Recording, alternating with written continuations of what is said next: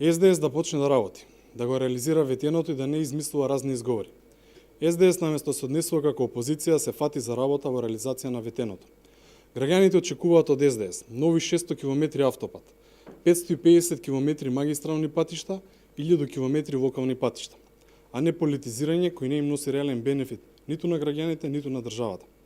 Еден месец од кој СДС е на власт, а граѓаните од нив гледаат само уривање, блокирање и уништување.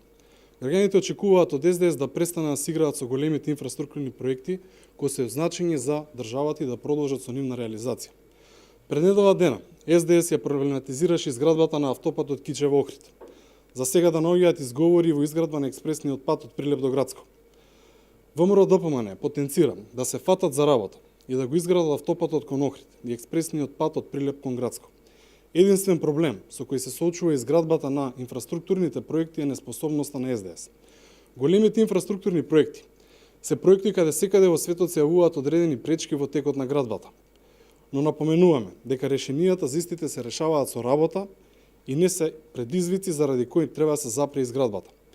Проектите од сферата на инфраструктурата почнати од владата на ВМРО-ДПМН се од витално значење на Република Македонија и не смеат да трпат застој или одложување. Сите тие пред да почнат со градба се добро подготвени со претходни анализи и мислење.